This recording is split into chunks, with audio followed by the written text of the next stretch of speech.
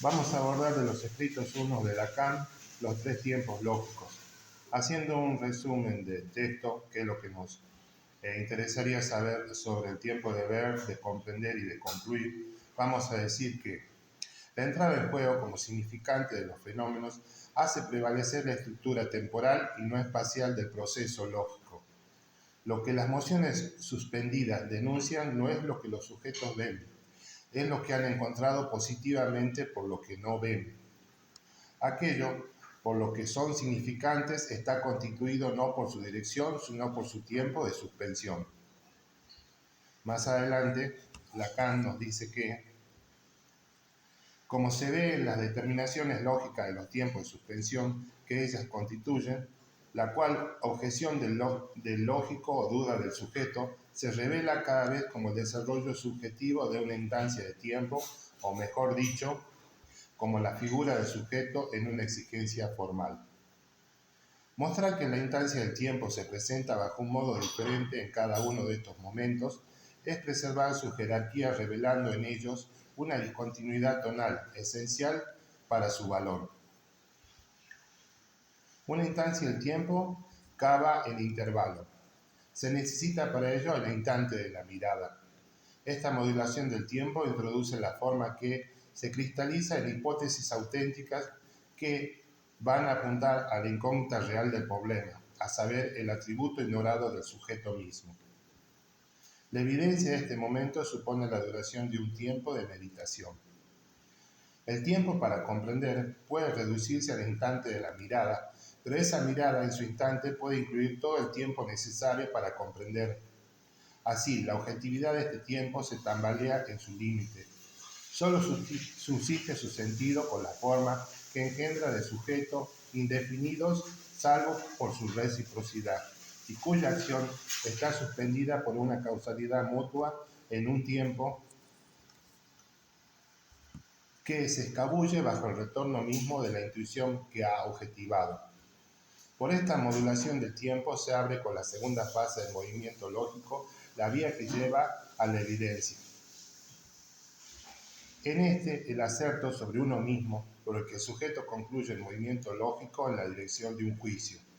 El retorno mismo del movimiento de comprender, bajo el cual se ha tambaleado la instancia del tiempo, que lo sostiene objetivamente, se prosigue en el sujeto en una reflexión, en la que esta instancia resurge para él bajo el modo subjetivo de un tiempo del retraso, y se presenta lógicamente como la urgencia del momento de concluir. Pasado el tiempo para comprender, el momento de concluir es el momento de concluir el tiempo para comprender, porque de otra manera este tiempo perdería su sentido. La gravedad de lo que está en juego, o la emulación del juego por la que el tiempo apremia, es bajo la urgencia del movimiento lógico como el sujeto precipita a la vez su juicio y su partida, y el sentido etimológico del verbo la cabeza por delante, dada la modulación en que la atención del tiempo se invierte en la tendencia al acto que manifiesta, que el sujeto ha concluido. Este punto en el que el sujeto en su acto alcanza una verdad que va a ser sometida a la prueba de la duda, pero que no podía verificar si no la alcanzase primero en la certidumbre. El valor lógico del tercer momento de la evidencia que se formula en el acerto por el que el sujeto concluye su movimiento lógico revela en efecto una forma propia de una lógica asertiva, de la que hay que demostrar a qué relaciones originales se aplica.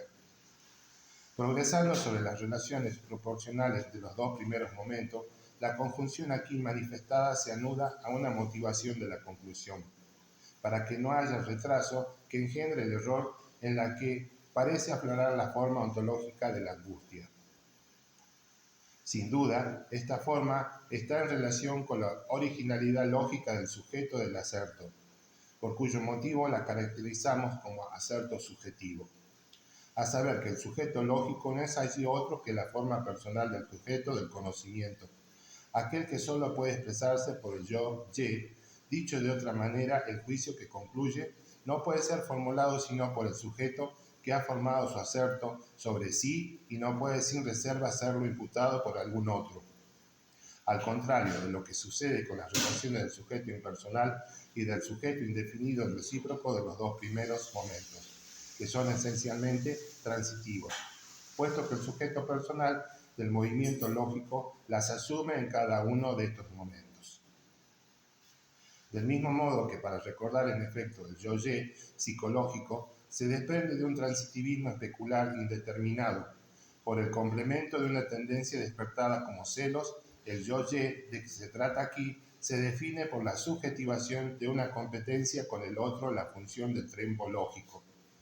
Como tal, nos parece, da la forma lógica esencial mucho más que la forma llamada existencial del yo-ye psicológico, lo que manifiesta bien el valor esencialmente subjetivo asertivo en nuestra terminología de la conclusión. Finalmente, el juicio asertivo se manifiesta aquí por un acto.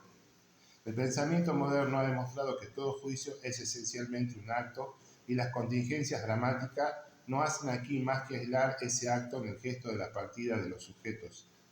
Podrían imaginarse otro modo de expresión del acto de concluir, lo que hace la singularidad del acto de concluir en el aserto subjetivo.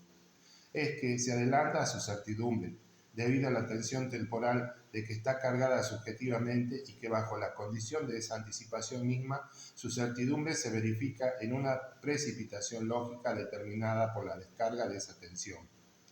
Para que finalmente la conclusión no se funde ya sino en instancias temporales totalmente objetivadas y que el aserto se desubjetive hasta el grado más bajo. En primer lugar, reaparece el tiempo objetivo de la instrucción inicial del movimiento que, como aspirado entre el instante de su comienzo y la prisa de su fin, había parecido estallar como una bomba, bajo el impacto de la duda que foglia la certidumbre subjetiva del momento de la conclusión. Condensa como un núcleo en el intervalo de la primera moción suspendida que manifiesta al sujeto su límite entre el tiempo para comprender que ha pasado al instante de la mirada y que ha regresado al momento de la conclusión.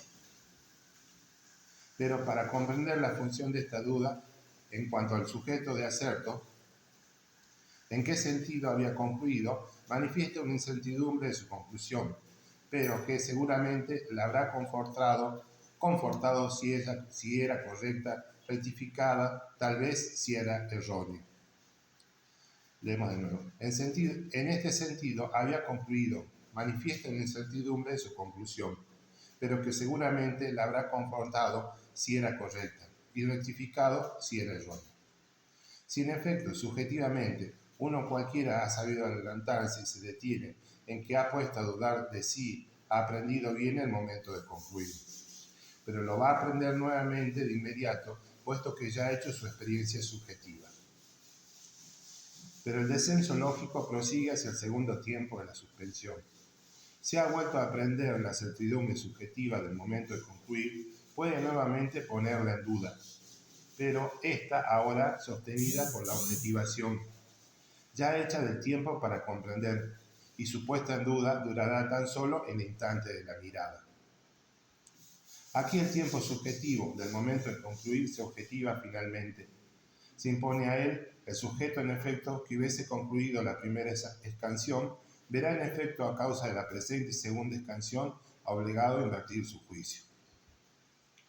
Finalmente, puede observarse que en ese mismo momento, si todo sujeto puede en la encuesta expresar la certidumbre que finalmente ha verificado por el aserto subjetivo, ese mismo sujeto puede también expresar esa misma certidumbre por su verificación desubjetivada, en lo más bajo del movimiento lógico.